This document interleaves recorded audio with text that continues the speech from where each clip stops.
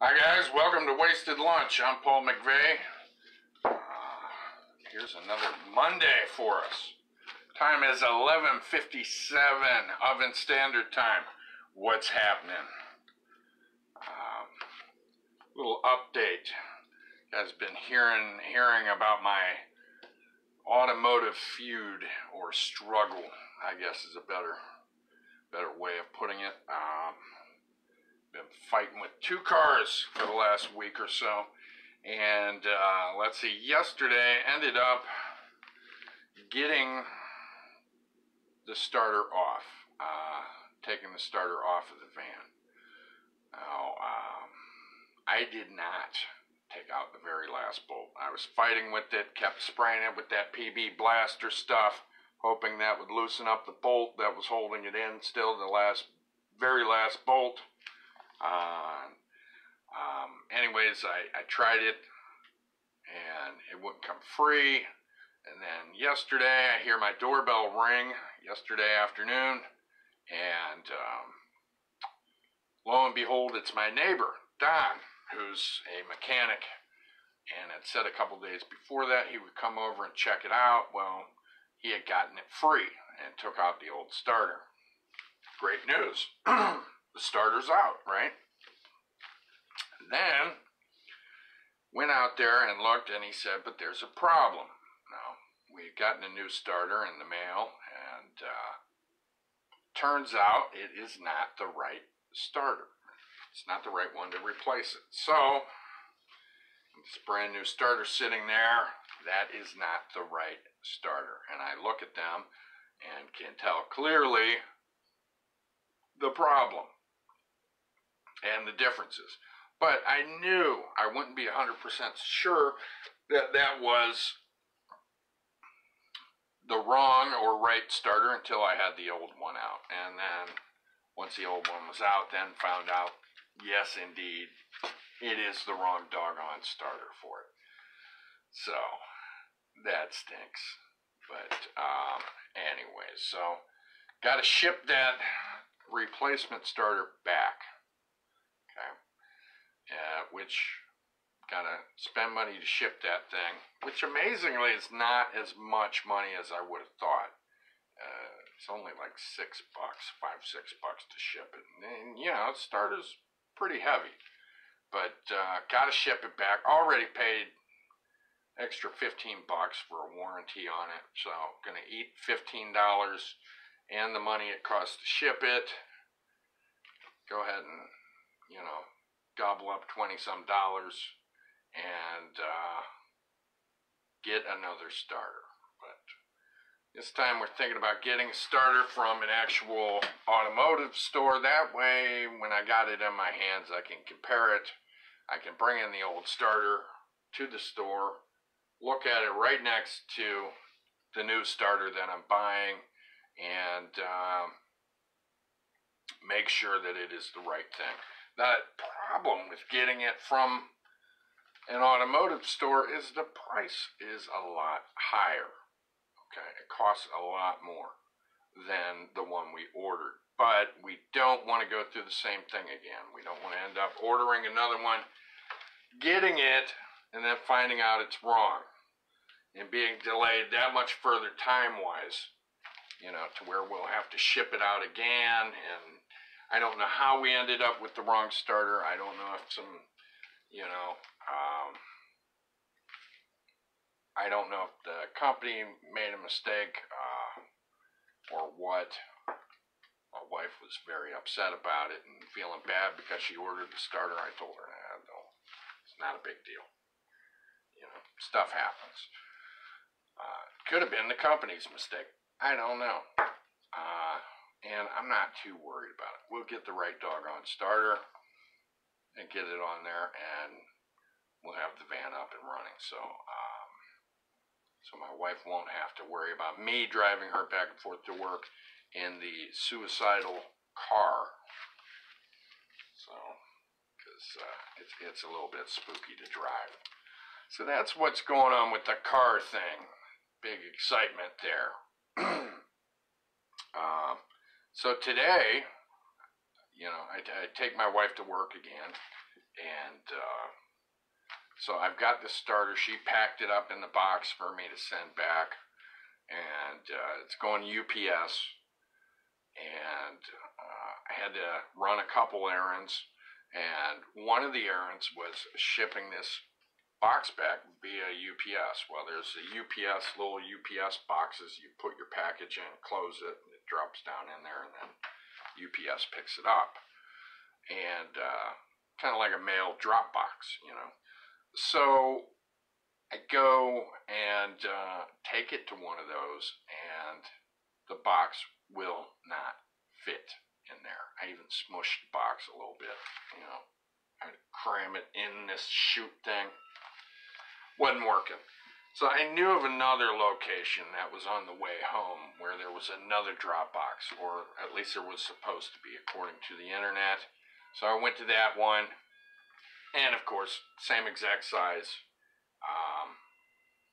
receptacle or whatever the hell you want to call that thing. So it didn't work.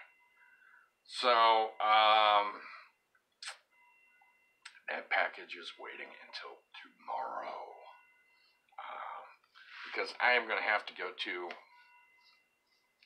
the actual UPS, I don't know what the hell they call it, warehouse, hub, whatever. There's a big UPS building, okay, and that's where all the trucks go and leave from around in this area.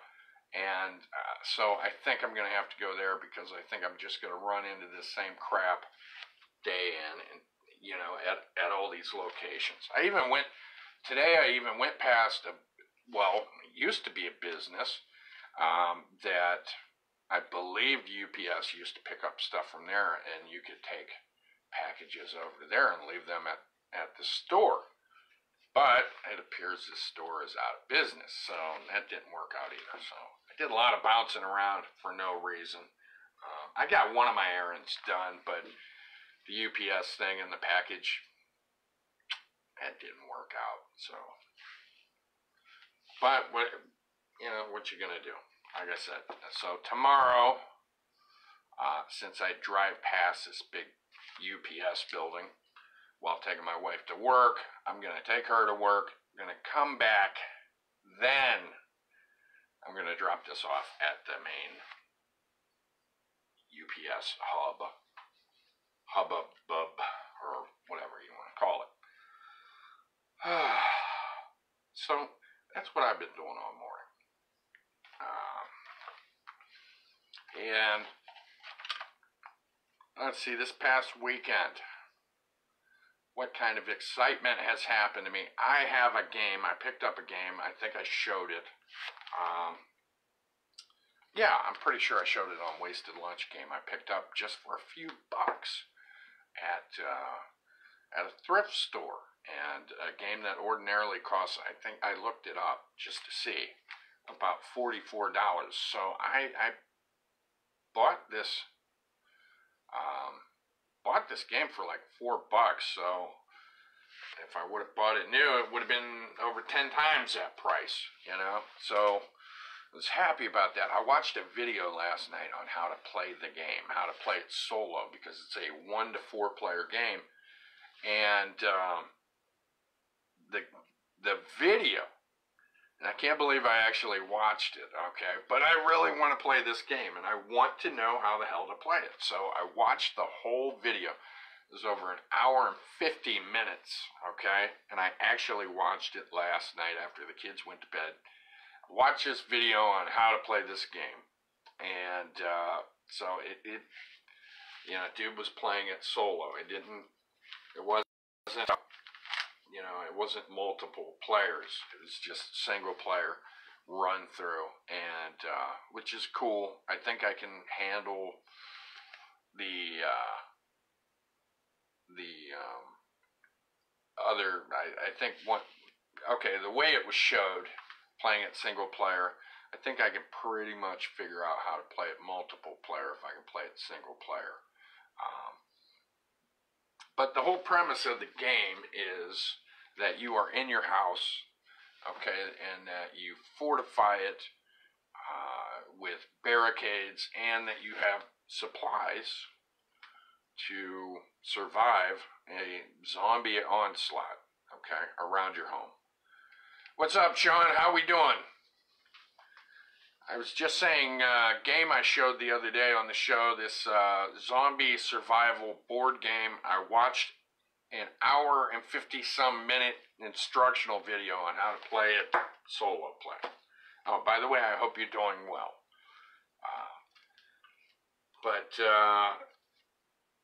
Yeah, so what happens is you start this game out by choosing supplies to have in your home. Okay, you've got a board that represents your house, different rooms. You only have so much room in it, and you choose things like bottled water, I think, canned goods, lumber, let's see, and weapons. Weapons also. You choose weapons. Okay, and you can have swords, machetes, AK-47, you know, sniper rifles, I think, shotguns, and things like that. But you have to be careful. You don't want to just have weapons. You got to have food and stuff like that, because one of the things that happens is in this game, every round there are event cards that you have to flip over. And some of these most of the event cards are not good things that happen to you, okay? One of them, your water goes bad. Your water gets contaminated. So if you don't have that water, you know, after a while, the people in your house will end up dying off one by one, because what happens is on these event cards, certain things happen, and on the bottom it says, you know, disease or water or whatever, and you've got to use, you know, like medical packs and this and that, and, you know. Let's see, Sean says, I'm going to live next to a nuclear power plant. Is that in case of a zombie outbreak? Is that why you're going to live next to a nuclear power plant? I don't think I want to live next to one. I've seen one before, up in northwest Ohio. At least I think it's a nuclear power plant. It's got big giant cooling towers, the big hourglass type things. Anyways, yeah. Are you saying you live next to one to keep the zombies back? But yeah, this game, so it's like two parts. The first part is you just stocking up your house and getting it ready, and then the second part is the zombie onslaught happens, and the zombies can tear down your barricades, they can get into your house, and all this crap. Let's see, Sean says, if the thing goes off, you don't have to worry about getting bit. Okay. If the nuclear power plant goes off, is that what you're talking about? If it explodes?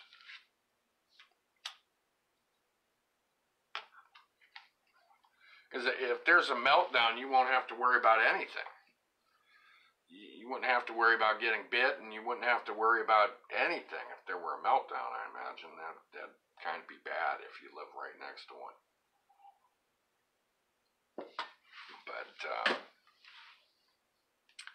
yeah, Sean, have you heard of this Zombie Survival, the board game? I think that's the full title of it.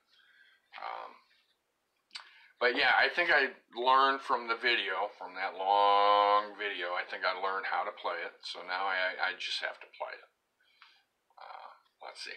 Oh, Sean said exactly about if the nuclear power plant went down, you don't have to worry about getting bit. You're damn right. Your problems are all over.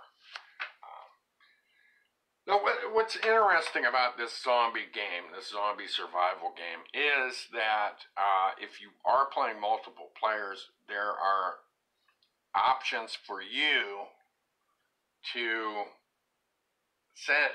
place zombies on other people's areas, okay? How it works in the game is you've got a big tile that represents your house, and then you got 4 smaller tiles around it that are like patios that go around your house, like side yards and backyard, front yard kind of things.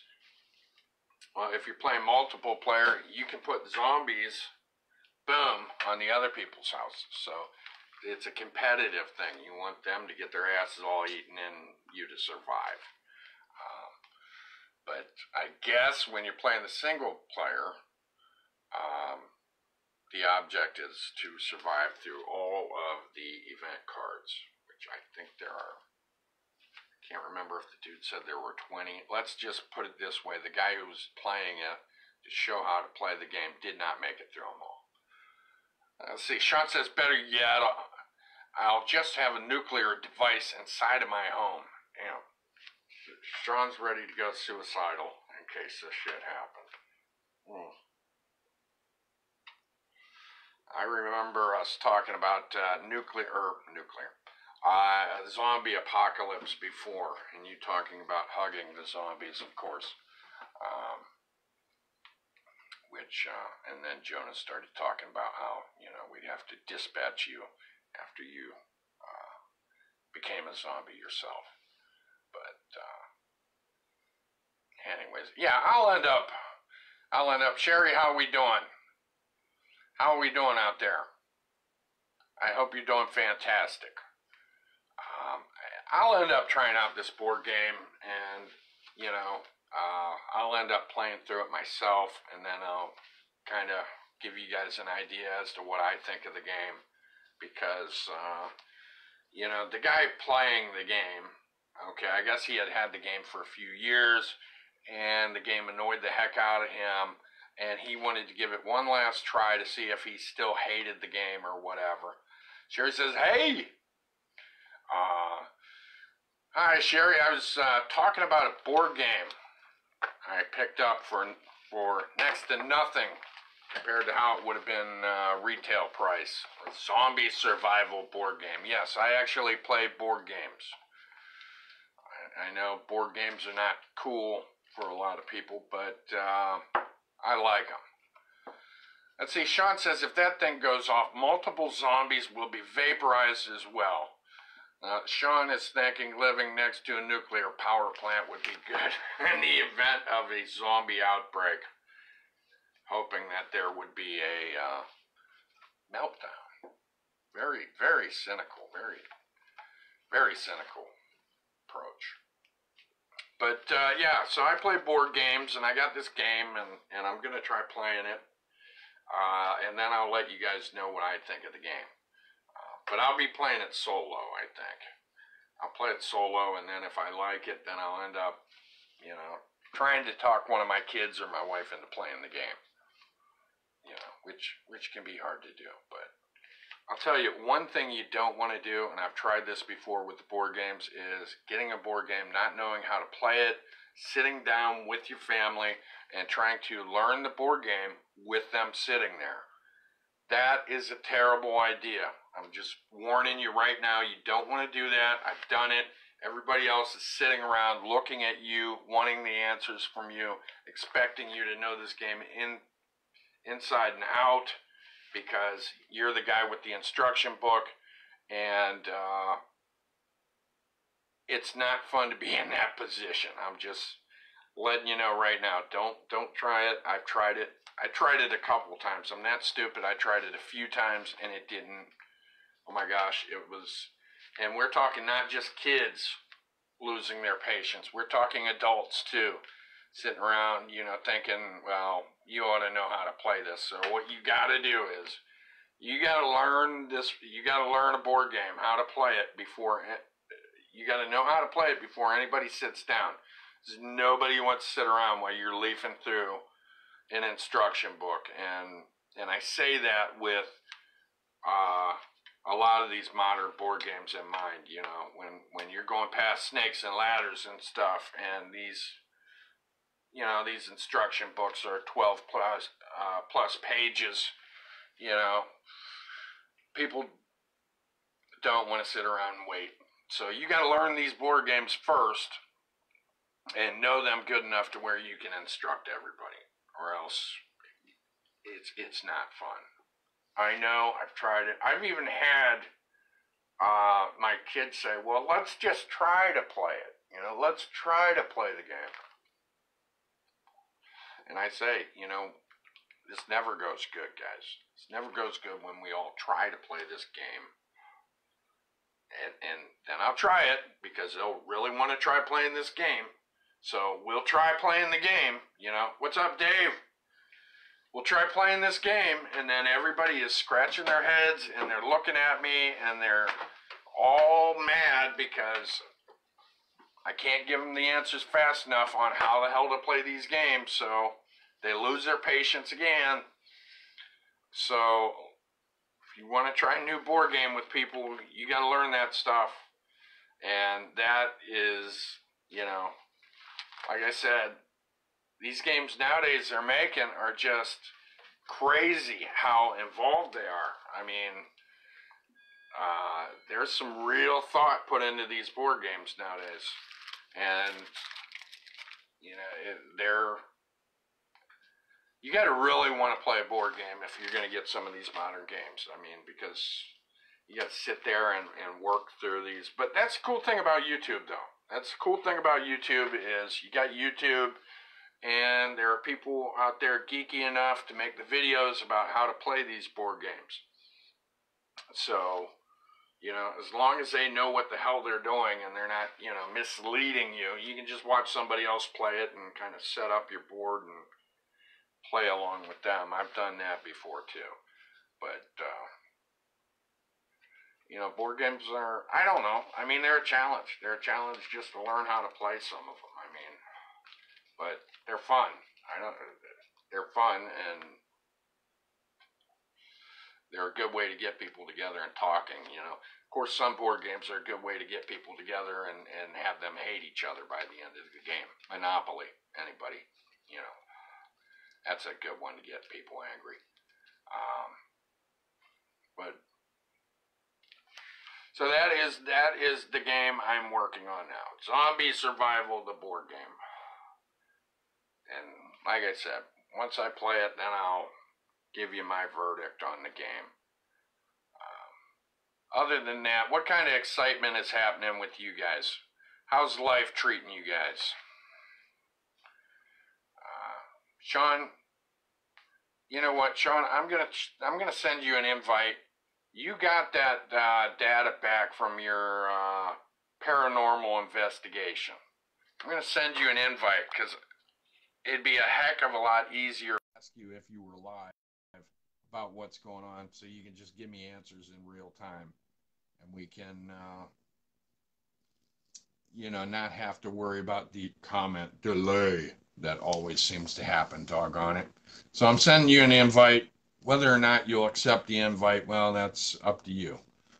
You know, no pressure to join in, although you're a schmuck if you don't, but no pressure. Declined. He declined me. I've been turned down. Oh my gosh. I've been declined. Oh my goodness. What's the matter? You don't have your hair made up or something, Sean? But yeah, why don't you let us know about, did anything creepy pop up? You guys were recording all that stuff. Didn't you get all your information back from your investigation? Because I would like to hear about it, dude. Honestly. Let's see. Here, I'll do this again, dude. I will. Let's see. Did you try to decline that or what? I'm going to try and send you another one.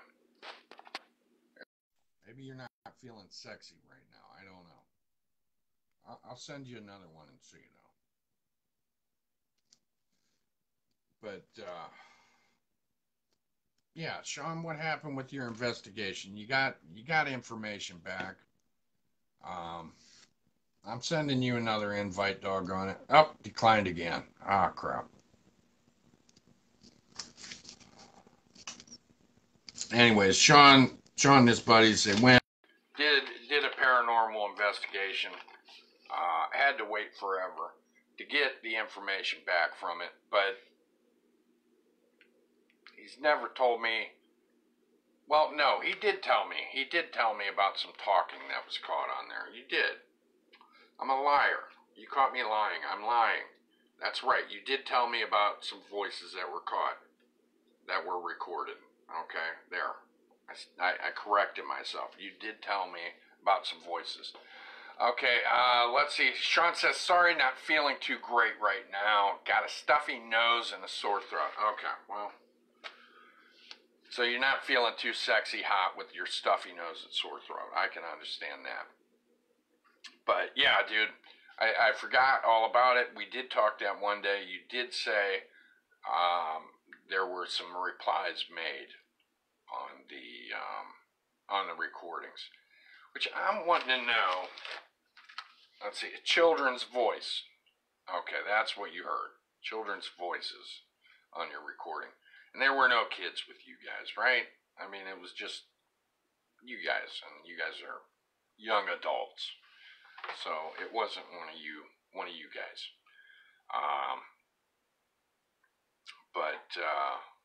Let's see, and speaking of the paranormal, okay, lately what I have been getting into over the weekend with my youngsters, I looked up, see, when I was a kid growing up in the 80s, we used to have a lot of records, okay.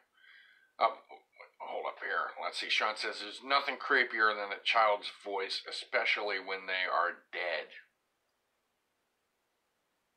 Yeah, that is creepy, Sean.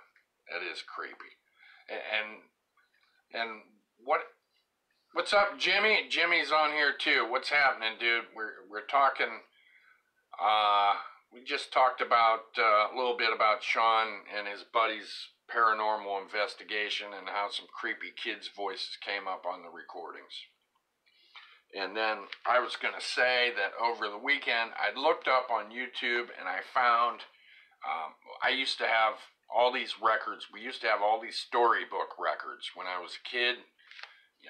The big, what are they called, 78s? Used to have those, and some of the ones I had that I really loved were horror stories. I had one that had a story that was about Frankenstein's monster, the Wolfman, and Dracula, all in the same story, with the comic book, right? It was like the most awesome thing I owned. And goodness knows where it is today, nowadays. I don't know. I wish I still had it, but I don't. But I found on YouTube the next best thing. Somebody actually recorded the whole record, right? And had still shots from the comic book that you read along with on the record. And they had the whole thing so you could listen to it and see the pages. And I thought that was one of the greatest things I ever seen on YouTube. So I was thrilled about that. Got my youngest kids together. We sat on the couch, turned off the lights, listened to some creepy stories.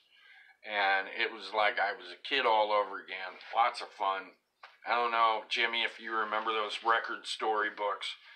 But I used to really like those as a kid, Of course, there was no internet back then or any of that stuff. But the records, especially when there was a storybook to flip through it. And they had them for everything. It wasn't just horror. I mean, Disney had a full line of them.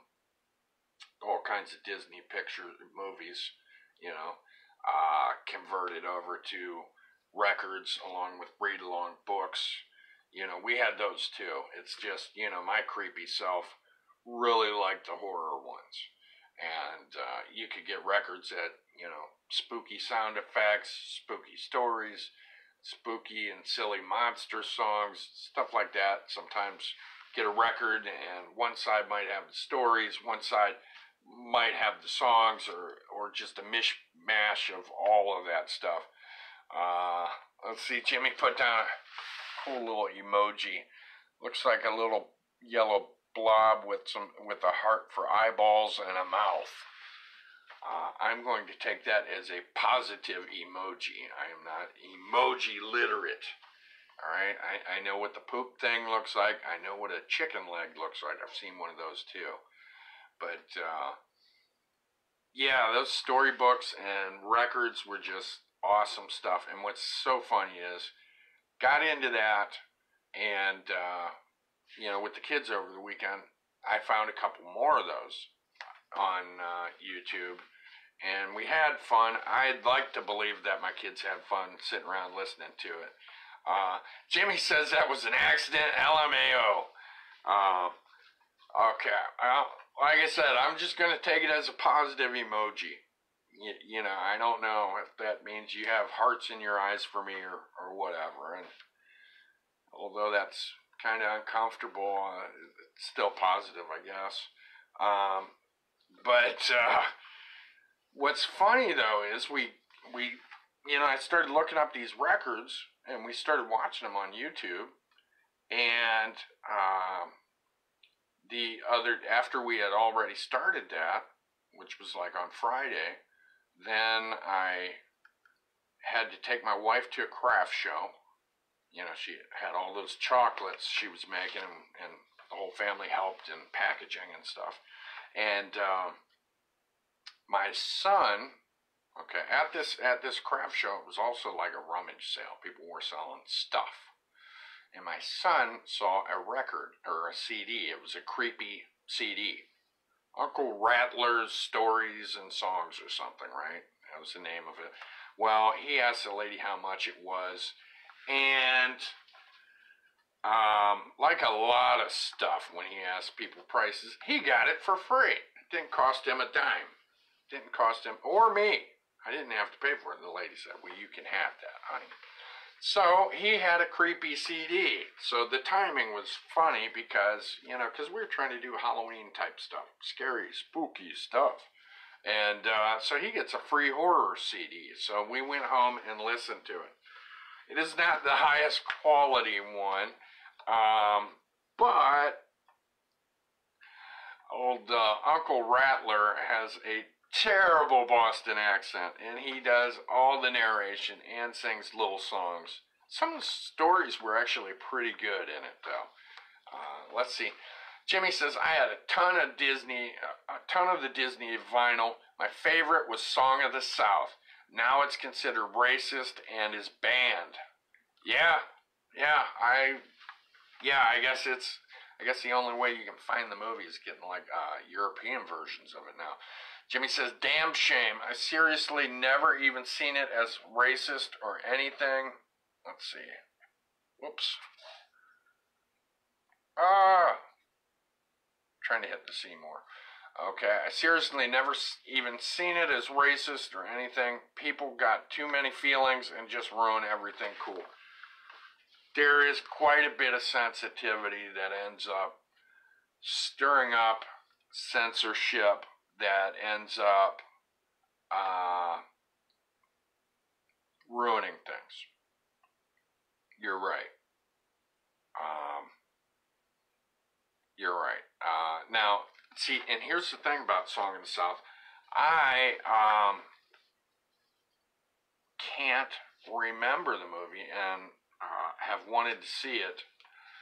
And like I said, I looked online one time for it, and it looked like the only way to get a hold of it was European on the PAL format, or PAL, or however the hell you really say that. Which I used to have a region-free DVD player, but I didn't get the movie.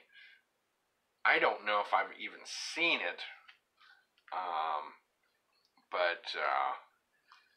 Yeah, let's see. I wondered if that was the one with the Briar Rabbit and the, Jimmy says, I mean the story was Briar Rabbit and the Tar Baby. Right. Okay. That's, okay. I did have that. I had that one. I remember the Briar Rabbit and the Tar Baby. And yeah, I don't understand the whole racist thing about it, but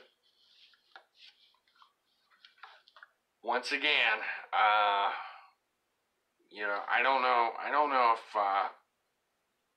people are looking for things to complain about to the point where they're, ruining shit for other people. Got so many damn crusaders. And that's the thing. I understand, I understand people getting offended by shit, but yeah, damn Disney movie. It's been banned pretty much. Horse shit. But, you know, if you look too far into anything, you can find something wrong with everything. You can get pissed off and bent out of shape over anything. If you really want to find something to bitch about, you're going to find something to bitch about.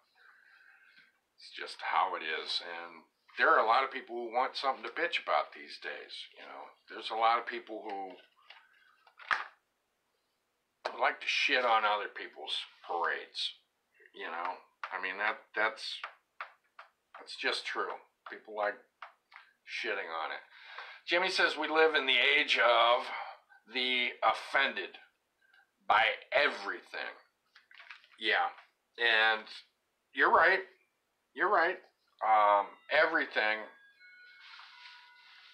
You know, there are objectors when it comes to everything. You know, I mean, for crying out loud, there are people who gripe about everything, and I wonder how happy some of these people are that are, you know, actively out going there and becoming, you know, I don't know, what do you call it? Social justice warriors? Is that what it's called? Or am I thinking something different? You know, I'm not trying to, are these the people who are out trying to kick everybody's ass in, is that who I'm thinking of? Social justice warriors or something like that? I don't know. You know, I don't, yeah, you can't do much of anything without pissing somebody off. And, I think that's what I'm thinking of. I'm not sure. Maybe I'm talking about the wrong people. Let's see. Sean says, those are some of the most miserable people. Yeah, I wonder if people, you know, who bitch and gripe about stuff to the point where it's taken down or, you know, censored and all that shit. I wonder if they actually go to bed at night and they're happy. They're happy because they got to point the finger at somebody. If that, you know, makes them feel better about themselves. See, Sean says some of them are pretty unstable. Yeah, I don't know. I mean, you know, I just don't see it being very positive, living a life where, you know, what gets you off is finding things to point out wrong about somebody, you know. Let's see, Jimmy says they are not happy at all unless something bugs them. And then misery loves company comes into play. Yeah, well, that's what I think of. I think of, yeah, like you said, misery loves company. I think of miserable ass people, just like the people who, you know, in my neighborhood, who I got to hear from one of my neighbors one time. Well, you know, there's people in this neighborhood, they're not happy with how your yard is and this and that. And I said, you know, I don't give a shit. I don't give a shit what they feel, you know. My yard pisses them off so much, they can come down here and they can say something to me. In fact, since you think you're some kind of neighborhood president or something, why don't you tell them all to posse up and come down to my front door and bitch, you know. We'll do that. We'll do that. Send them all down, and I'll talk to whoever's got a problem. Got no problem there. You know, this was when my neighbor one time, you know, tried to gripe at me and talk to me like a little kid about me having an old mattress out in my front yard for a day. And that didn't go too well. Not for him. But anyways, you know, a whole bunch of people, you know, worried about other people's business too much. And, you know, maybe that doesn't really fall into what the hell we're talking about, but it does in a way, and that's people spreading their damn misery. You know, not just leaving people to hell alone. You know, there's never going to be a day when I'm worried about keeping everybody happy. You can't make everybody happy. You know, you gotta live for yourself, you know. I see, Sean says people ruin everything. There's always got to be somebody out there to ruin shit, you know. And I don't know if that falls into that whole 15 minutes of fame thing, you know, or what that mentality is. But I think people sometimes feel importance by, you know, shitting on people.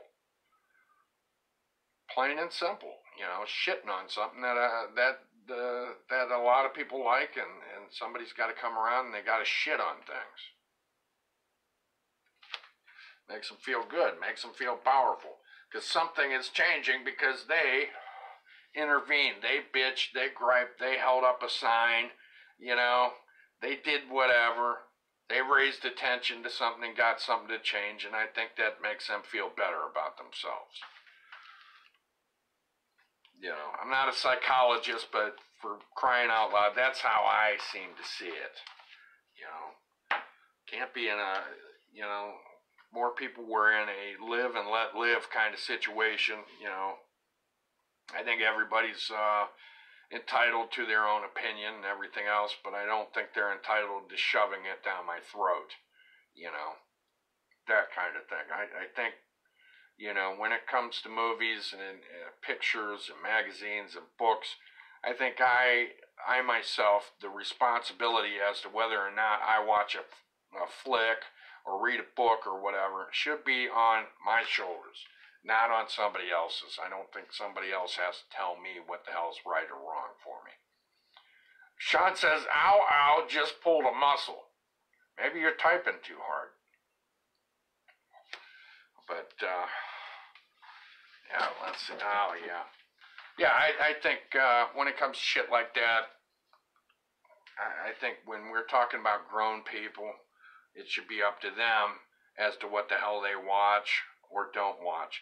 And that's another thing. Somebody puts together a motion picture or something like that, and the thing is, the audience is going to decide whether or not that movie is worthy. You know, just like products. You know, you make a product that isn't that great or doesn't appeal to lots of people, you're going to pay for it. It's not going to sell, you know. Same way with movies. Let's see, Sean says, no, I was stretching and pulled on in my leg. What the hell kind of stretching are you doing, Sean? I mean, this, you know, this isn't exactly a yoga program going on. Okay, Sean says, one not on. So let me try rereading that then. No, I was stretching and pulled one in my leg. Okay, he pulled a muscle in his leg. So Sean is doing some kind of yoga or something, pulling on his legs while watching Wasted Lunch. I didn't, you know, well, what is the namaste? Namaste to you. Let's see, Jimmy says, is it just me or does modern day feel a touch fascistic? I think I said that right. And people's mindset and attitudes, my way or no way type attitudes. No, I don't think it's you. I think there are a lot of people with that. And I'll tell you, the traditional audience the traditional people who have been vocal about, you know, live and let live are now, you know, some of these people are really starting to get really friggin' radical and sometimes violent nowadays. I don't get it. It seems to go against what some of these people who have traditionally preached about everybody getting along and living together in peace and harmony. A lot of these same people are now getting really radical and at times violent trying to get their point across. And that to me seems completely contrary to what some of these people are about. Jimmy says, Nama, stay away from yoga. It's just not for me. Well, I'll tell you what, and this, believe it or not, if you want to, I'm not doing it right now, but there were a couple periods of my life where I actually spent some real time doing yoga. Really. I actually practiced yoga there for a while, religiously.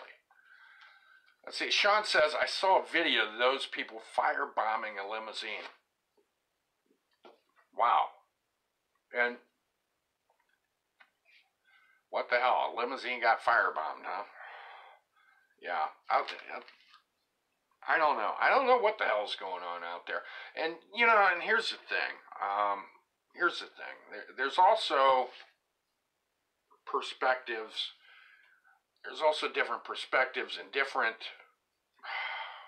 how do I say this? Not realities, because they're not, okay, there is reality, you know, the way things really friggin' are. The physical realm in which we live in, that is real, whether you want it to be that way or not, it just is, okay? There's that reality, and then there is this fictional reality also that is portrayed on TV. Now, that's in TV shows, in the news, and all that shit. But those seem to be two different things, you know. That's why the news, I'm telling you, it's unhealthy for you. It's showing all these people and their radical bullshit. Let's see, Jimmy says, word of the day, namaste, definition equals, you want to work on Sunday, and namaste home because it's cold. Nice, beautiful. Very witty there. I'll try it again now. It should flow a little bit better the second time. Word of the day, namaste. Definition equals, you want to work on Sunday? Namaste home because it's cold. There, I think it went smoother that time. Nice one, Jimmy. I'm loving it. Namaste home because it's cold.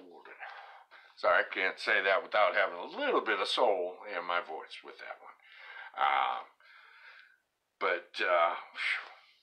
Yeah, you know, and that's the thing. I'll tell you what, in order not to get wrapped up in this horse shit that we were just talking about, Jimmy says LMAO.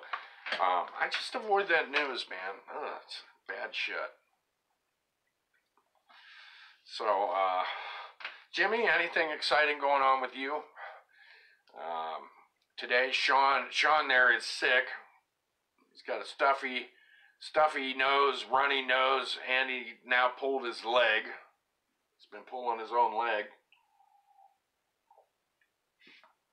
But, yeah, anything exciting happening with you?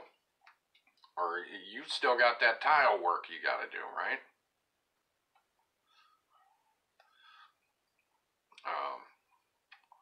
Well, while I wait for a reply to that, I will say this. The other day, I think it was Saturday I was on. Anyways, I think it was Saturday. Jimmy mentioned some different YouTubers to check out because I was wondering, you know, should I try and have a background or something like that, try and appear a little more professional? And Jimmy set down a list of YouTubers, which I appreciated, and I checked out some of them. Actually, I had a very good time checking them out. Checked out Hitcock45 and, oh my gosh, I'm trying to think of his name. Is it Amiri King, or am I saying that wrong? I could be saying that wrong. But very interesting stuff there from both those guys. And it's funny because here, Hitcock45 is something that I've actually watched before. I just forgot about it. Let's see, Sean says, I got to get my mom a Christmas list, and I haven't even started yet. Okay, Christmas list. Are you talking about you got to give her a list of stuff you want? Because you say, I got to get my mom a Christmas list. Or are you talking about stuff you need to get for your mama? Huh? What up, Tim? How's it going? Let's see. So, you got to get a Christmas list. I'll tell you what, I'm bad at the lists. I'm bad at even coming up with stuff for people to get for me. You know, like my wife will ask me, well, what do you want for your birthday? Because my birthday is coming up, which I think if she got me something, I think it's already gotten. But I always forget what the hell I like when somebody just asks me, well, what do you want? And I'm like, deer in the headlights thing. Jimmy says, for him, just work and rain. Yeah, a ton of tiles still. Well, back to the grind. I'll have to finish the rest of the episode later. You said his name perfect. See you later, sir. All right, see you later, sir. To you, Jimmy. Good luck on your work. be careful and stay out of trouble. And thanks for watching. Thanks for participating, dude. Let's see. Sean says she likes to get this stuff ahead of time. Okay, yeah. Dude, I am terrible with the whole Christmas list. I'm terrible when it comes time to write a list for stuff to get for people. It's like all of a sudden the people in my family who I've known and loved for years, I all of a sudden don't know them. You know, I start writing a list and I'm like, I don't know what Junior likes, or, you know, my own daughter. And all of a sudden I don't know shit about them. It's like, I don't know what to get them. My wife, on the other hand, she is an awesome gift buyer, giver, whatever you want to call that. She knows that stuff. She knows exactly what people want or would like. All right? And she has a knack for finding it. All right? She'll find it at a thrift store. She'll find it at a Walmart. You know, I'll make no excuses about it. We get a lot of stuff from thrift stores. You've probably heard the damn 2 words thrift store 1,000 times from me if you've watched this show at any length. And it's simple reason.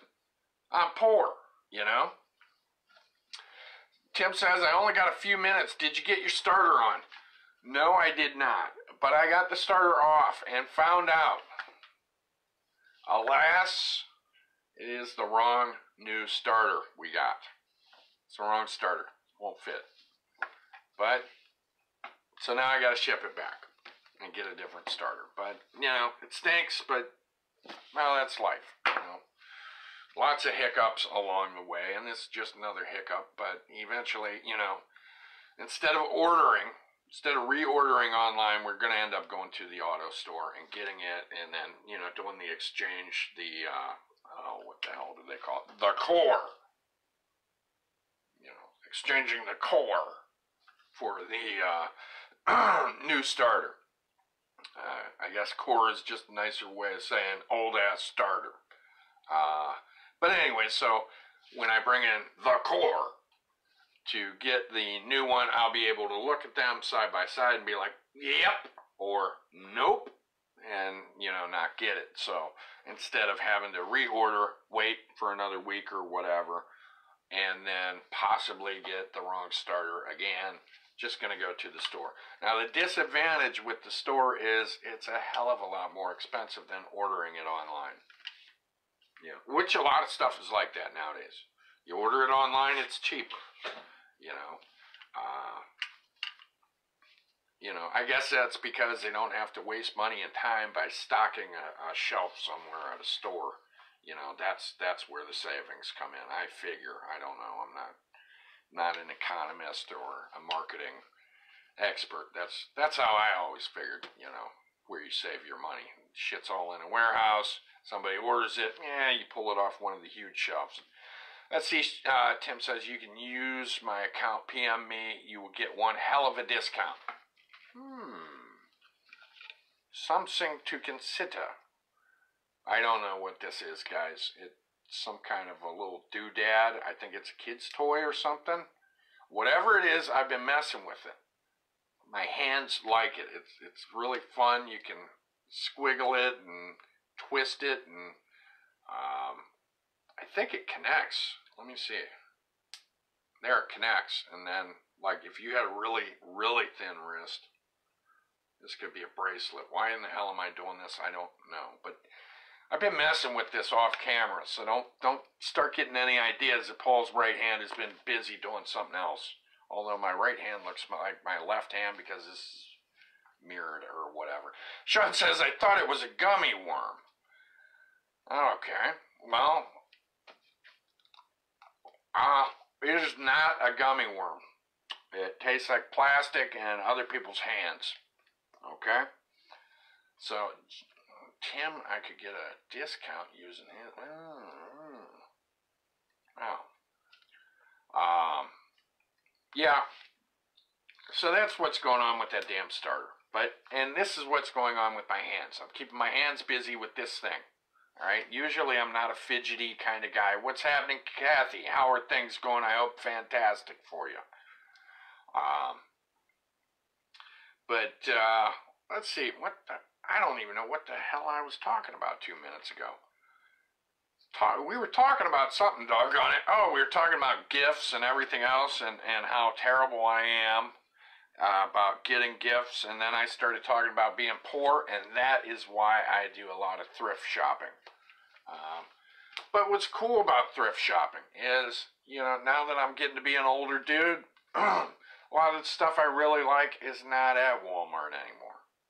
I'm getting older. The shit I like is old. I'm getting old-fashioned. I'm being like those people that when I was young, I always looked at them and said, why are they wearing 1970s pants, 1970s get-ups, the older dudes? They're wearing fashions, from 20 years ago or whatever. I'm now one of those guys.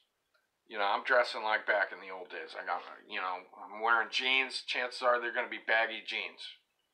Tight is in now. Tight is in now.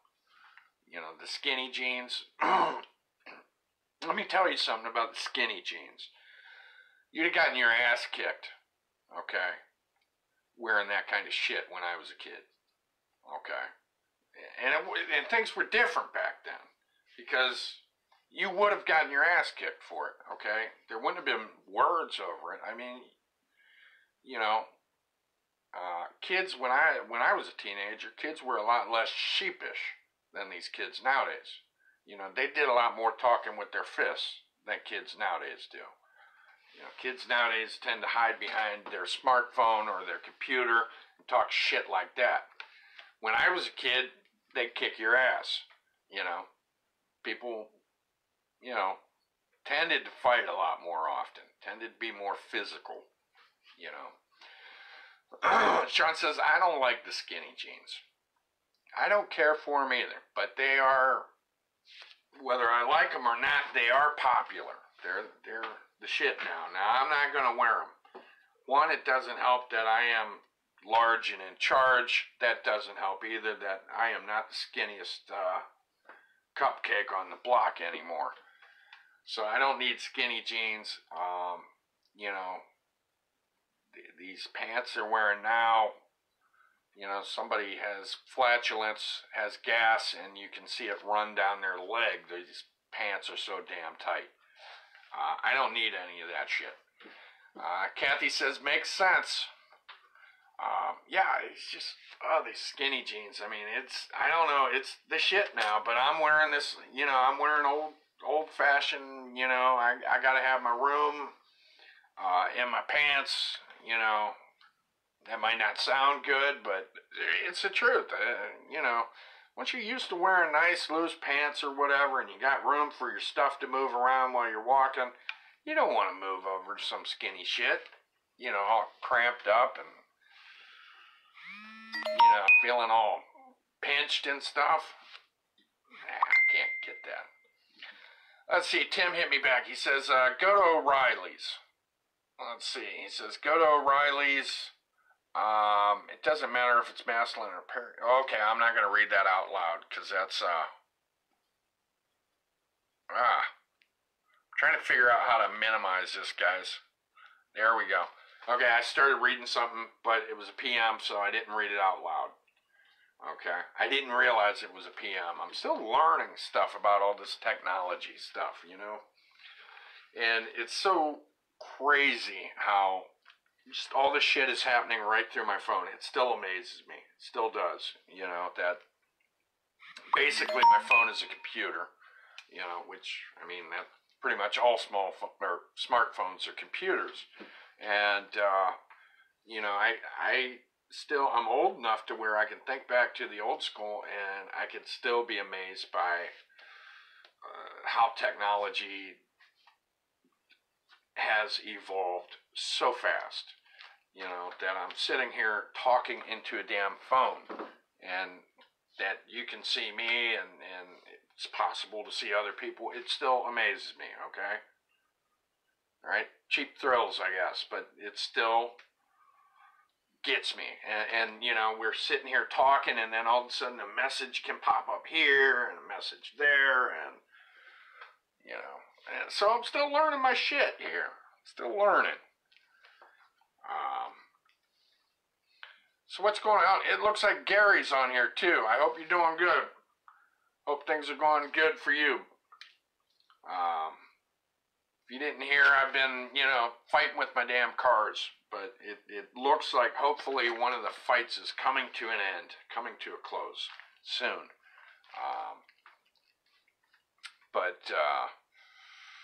Anyways, I hate working on cars. I really do. And I only work on cars. I don't work on cars because I'm a gearhead. I only work on cars out of necessity. Because you got people out there who actually enjoy this shit. I'm not one of them. I work on my car to fix it because I'm broke. You know what I'm saying? Gary just threw me a thumbs up. I work on it because I'm broke. I can't afford to pay somebody else to fix my stuff. So, there you have it. That's why I work on stuff. I don't work on it because I'm a grease monkey, I guess you'd call it. That's how I started working on motorcycles. I don't claim to be a professional there, but I got an old bike and fixed the hell out of that because if I wanted that bike to run, I had to work on it. So I took a crash course and learned how to work on motorcycles, and which ended up actually being a very rewarding experience for me. Sean says Paul versus his car for the World Heavyweight Championship. Yeah, bring it on, bitch. Although I'll admit my car does intimidate me when shit goes wrong, because then I'm like, what is it? Now my dad was very mechanically inclined. So, my dad could hear something wrong with the car and then be like, well, it might be this, it might be that, it might be this, it might be that. And then he'd listen to it some more and then, start coming up with a hypothesis as to what was wrong with the automobile. He'd take it for a drive around the block, and usually my dad would zoom in on the problem, because of his experience and intuition, even, it seemed like. Let's see, Sean says, who will tune in this Sunday to find out?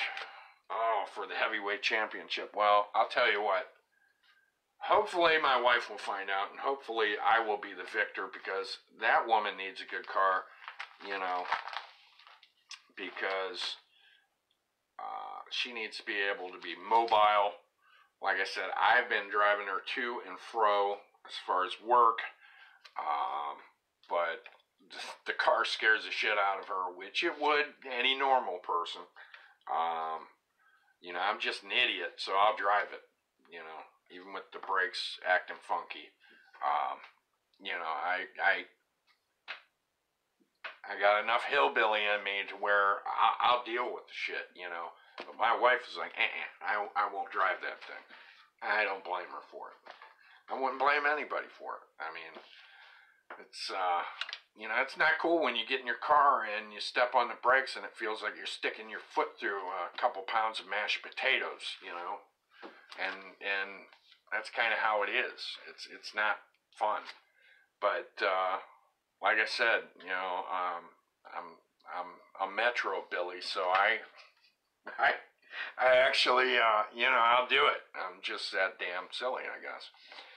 Let's see, Sean says, better hope that thing doesn't come to life. Yeah, I guess I should, And here's what's funny, though, about the van is, it can be a love-hate relationship, because I can't, despite things going wrong and this and that, that van has taken us to a lot of places, taken us a lot of miles, so I can't sit here and say, oh, that damn van, this and that. I'm not going to say that. I'm not, although I did say the one time when it really had me down, I told my wife, I said, I feel like setting fire to the van with me in it. That's how down I was one day working on that van. I said, I feel like setting the van on fire with me sitting in it. Gary's asking, did I get it fixed? No, I didn't. I finally got the damn starter off. Okay, the starter is, it's so old and rusted and corroded. Okay, the bolts and stuff were, it was almost like they were welded onto it. That's how hard and crusty and gunky they were. Finally, get it off of the car. All right, and gotta mention my neighbor helped. He got the final bolt off. Lucky son of a gun, but he is a professional mechanic. He got the final bolt off, get it off, and then found out the starter was the replacement starter was a wrong damn one. Wrong starter, dude. Yeah. Look at them side to side, and it's like, no, these guys are nothing alike. But you couldn't tell. You couldn't tell just looking into the car, So, you couldn't tell because you can only see a little bit of the starter at a time. You can barely see the starter at all when you got the hood open, you're looking down in there. You can barely see it, okay? And then when you're underneath the car, you can see it some, but you can't see it completely everywhere where it's actually connected to the, what the hell is that, the bell housing or whatever. You can't see all of it where it's attached. And so when it came off, okay, the new starter, where it connects, is flush and flat. Well, the old starter has this big pointy thing that comes out of it that goes into it. Gary says you must got it at AutoZone. Actually, where we ended up getting it was we got it at online through Amazon. And, I don't know. I didn't do the actual ordering, so I don't know if they flubbed and sent us the wrong one or what, But either way, it definitely isn't going to work, so I got to ship it back to them and get a different one. So, and this time around, I am going to an auto store. That way, when I take the old one into the store, I can plunk it down on the counter right next to the new one and make sure ahead of time, okay, this is the right damn starter. And that way I don't have to worry about waiting for it to ship to me and doing all this horse crap all over again. That's my thinking anyways. But yeah, I don't enjoy working on cars. I will admit I have had some enjoyment on working on motorcycles though. I have enjoyed that some. I think it's because being on a motorcycle is so much more exciting than being in a car. It really is. I think that's why I've enjoyed working on bikes more. Now, I am not a bike mechanic, but, I have done some work on them because, I had an old barn bike that I did bring to life. And I worked on some bikes with my dad, and it was exciting because, motorcycles are exciting. They are. There's nothing like being on a motorcycle. It's an awesome experience. And, which I'll admit, I did not really find out how exciting bikes were until, I had already been an adult for a while. I grew up riding on the back of a bike with my dad, driving. But as far as me being in control of the bike, that didn't happen until much further into my adulthood. Then I'm like, shit, I've been missing out, baby. This is cool. Dangerous as hell, but man, it's great. Riding a bike is a great feeling. Used to go about my business during the day, and then shit would happen, and I'd get all something would happen, I wouldn't be happy about something. I'd get on my bike and I'd go for a little ride.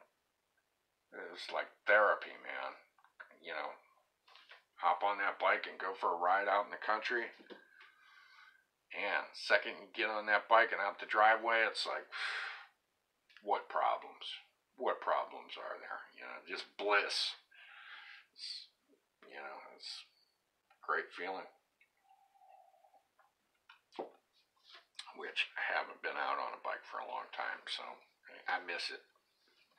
But I will be. I will be again. But, yeah. Yeah, you know what's funny is I found out that riding on that bike felt so good and it was such a great way to unwind. All of a sudden, I almost started looking for problems, looking for shit to be nervous about, so I'd get on my bike again and go for another ride, you know? That's what I ended up doing. I'm like, well, I'll use any excuse I can. I stubbed my toe. Yep, better go for a bike ride. But, yeah. Just ain't nothing like it, is there, Gary? How about you, Sean? You ever ride a bike? Been on a motorcycle? Ah, man.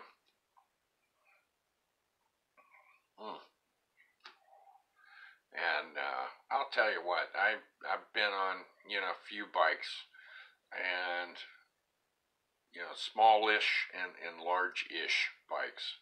And I would have to say that the bikes, I don't know. I've been on quite a few. Sean says no. All right. Gary says it's okay, but people won't look out for you. You're right. And that is like 90% of the danger. Is other people. All right? I mean, I had somebody almost run me down. I was on a big, gigantic Honda Goldwing one time. This is on 17th in Massillon. You're not supposed to be driving that fast on that road, but people do on that road. A lady almost ran me over. I'm on this huge bike. But, we're talking with all the bells and whistles, all the big lights and stuff, flashing lights, and huge. A Cadillac on two wheels, and this lady almost ran my ass over. Been on electric glides, had people almost run me over. Big loud bikes, people almost run me over. It's like, what the hell? It is. It's dangerous. People do not see you. It's like the people in the cars and trucks are just totally blind to motorcycles. And the people who do notice bikes tend to be the people who ride bikes, or have ridden bikes. I mean, because, I'm very aware of motorcycles when I drive. And some of that is probably because I've been on bikes and seen people, almost smash me while I'm riding. So maybe that helps too, but, yeah, it is scary. That's why I always, I'll tell you what, I always enjoyed riding out in the country. I did, on the back roads, especially like that. That's fun. Gary says they're on their phones too much anymore. And that's another thing that gets people killed. It's people on these damn phones, not paying attention to nothing. And that's the thing that sucks is, you get in a car wreck, or you get in a wreck and you're on a bike, okay, the same thing that would have been a fender bender, if you're on a bike, get killed over it. Scary stuff. But that's why I like getting on the back roads and away from the cars and trucks as much as I can. That's where I really have fun riding, is on the country roads. That's my favorite place. Less traffic, no damn traffic lights, less people. Every now and then you got a dog wanting to bite your ass, so let's see. Sean says, I've also seen somebody reading a newspaper while driving. Yeah, that's a great idea, isn't it? And when I see people doing that stuff, I think a couple things. I think ignorant, and I think these people have no respect for anybody else and anybody else's lives. Because, that's what you're doing. You're risking killing somebody when you drive like that. there's enough distractions as it is without using a cell phone or reading a newspaper or reading a map while you're driving. There's enough distractions already, you know. I mean, because driving is, to me, the biggest part of driving, this is whether you're on a bike or in a car, is watching out for other people and being aware of your environment. You know, that's where most of the skill comes in driving, and that's why new drivers aren't skilled. They don't have experience. They don't have experience looking everywhere around them, looking out for shit. Let's see, Sean says, you also have the lovers who want to kiss while driving. Luckily, I haven't seen too much of that. Gary says, I got your room is okay, but I hate the Amish buggies out there when they go slow up a hill. Yeah, that isn't very fun. That isn't very fun waiting behind a buggy, that's for sure. And you know what stinks is, okay, if it's a, you know, a lot of them hills, you're screwed because most of those hills, you know, if it's at the right part of the hill, you can't pass them because you don't know if something's going to come over the top of the hill, you know, so you got to wait, you know. Gary says the country roads are okay, but I don't like the Amish buggies going up a hill. Yeah, those can be a pain in the ass, for sure. They sure can be. Yeah, the Amish that introduced a whole new challenge of driving that, you know, a lot of people don't ever have to put up with. In most parts of this country, do not have to deal with that. You know, that's kind of makes us a little bit unique with the Amish living around here. There being so many Amish people, you got to deal with that. You know, I don't know how many times I've had to just wait and wait and wait for a buggy waiting behind them to get around a curve or to get up and over a hill because you don't want to pass when there's a hill and somebody could be flying up over the other side. You don't want to hit somebody head on, you know, so you got to be patient as shit, you know. And, you know, them buggies don't have four-wheel drive, so they can be a pain, that's for sure. Yes, I saw a buggy the other day, and check this one out. It had LED lights, okay, on the top part of the, I don't know what the hell you call it, the cab of the buggy.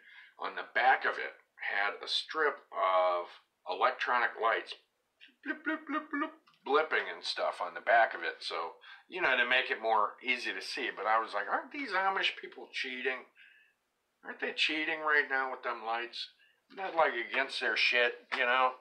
They ain't supposed to have that. You know, here I am, you know, trying to enforce Amish rules, but they ain't supposed to have that shit, are they? I mean, these things were like LED. I mean, they were state of the art, and these people had them on their buggy. Let's see, Gary says, did you ever have an Amish buggy with horse shit in the road and have to go around it? Yes, I did. And I'll tell you what, I've hit that horse shit before, on the bike too, a little, you know, spitting that stuff up where, you know, I've went on the back roads with buddies and I made sure I kept a lot of distance between me and them sometimes, you know, hit that horse crap and throw that stuff up in the air. Yeah, I can send you on a slide. I've seen some of these buggies have a contraption that's supposed to drop down and scoop the poop off the road, which those things don't seem to work too hot, you know, unless it's just my luck that, you know, I'm just forced to drive through horse crap. I don't know. But, you know, another thing I've seen before too is I've seen people helping their horse up a hill. I've seen dudes outside of their buggy pushing on the buggy trying to get it up the hill. I've seen that shit too. I'll tell you, speaking of the Amish, my neighbor who is a mechanic said, did you ever see do you know how to tell an Amish mechanic? And I said, no. He said, he's the guy with his arm up a horse's ass. I thought that was pretty funny there. But that was him. He said that right after I was complaining about cars just in general because, the starter thing on the van. And he's like, yeah, sometimes, you ever wish you were Amish? And then he told me that joke about the Amish mechanic. So, but I told him, I said, if I was Amish, I'd have my horse up on blocks. I'd be the guy in the neighborhood with his horse on cinder blocks. And just not trying to be too much of a pessimist, but shit can get you down. Oh, let's see. Time is 1:10 or is that 1:18 Oven Standard here. Well, that's about time for me to hop off here, guys and gals. About to sign off. Thanks for hopping on here. Thanks for watching, guys. I'm gonna get off of here and try and do something productive with the rest of my day. Try and let me at 'em attitude, Okay, so that's not really how I'm feeling, but I'm gonna make myself do productive stuff. That's what I'm gonna do. Not because I feel like it, but because I should. So I'm gonna sign off of here, guys. Sean says, "Have a good day, Paul." Thank you, Sean. I hope you have a good day. You too, as well, Gary. And anybody else who ends up watching this, thank you for watching. I'm going to hop off of here. I got to make myself do some exercise. And got some videos I got to upload to YouTube. I've kind of fallen behind with uploading my videos to YouTube, so I need to do some catching up before I end up having tons of them to upload. Because them babies take a while to upload. And so I'm going to get going with that. But as far as I see it, shouldn't be any problems with me being back on tomorrow at 12 o'clock noon, Oven Standard. So you guys have a fantastic day. Whatever you're doing, be safe, be careful, have fun, and try and treat each other good out there. And I'll see you later. Bye.